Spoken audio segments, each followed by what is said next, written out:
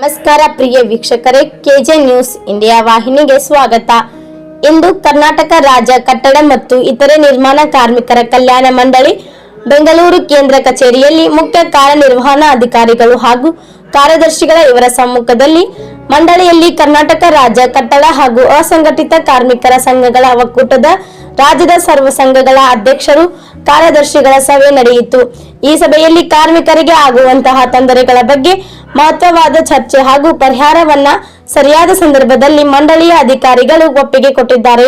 ಸಭೆಯಲ್ಲಿ ಭಾಗವಹಿಸಿದಂತಹ ಶಿವಶಂಕರ್ ಗೌಡ ಗೌರವ್ ಅಧ್ಯಕ್ಷರು ಗದಗ್, ಶಿವಕುಮಾರ್ ಬಂಡಿವಡ್ಡರ್ ರಾಜ್ಯ ಅಧ್ಯಕ್ಷರು, ವಾಸು ಲಮಾನಿ ರಾಜ್ಯ ಉಪಾಧ್ಯಕ್ಷರು, ದುರ್ಗಪ್ಪ ಚಿಕ್ಕತುಂಬಳ್ ಪ್ರಧಾನ ಕಾರ್ಯದರ್ಶಿ, ಮುಸ್ತಕ್ ನದಾಫ್ ರಾಜ್ಯ ಕಾರ್ಯದರ್ಶಿ, ಬೀರಪ್ಪ ಡೌಳಿನ್ ಕಾರ್ಮಿಕ ಮುಖಂಡರು ಹಾಗೂ ರಾಜ್ಯದ ಬೇರೆ ಬೇರೆ ಜಿಲ್ಲೆಯ ಕಾರ್ಮಿಕರ ಸಂಘದ ಅಧ್ಯಕ್ಷರು ಹಾಗೂ ಇತರರು ಉಪಸ್ಥಿತರಿದ್ದರು.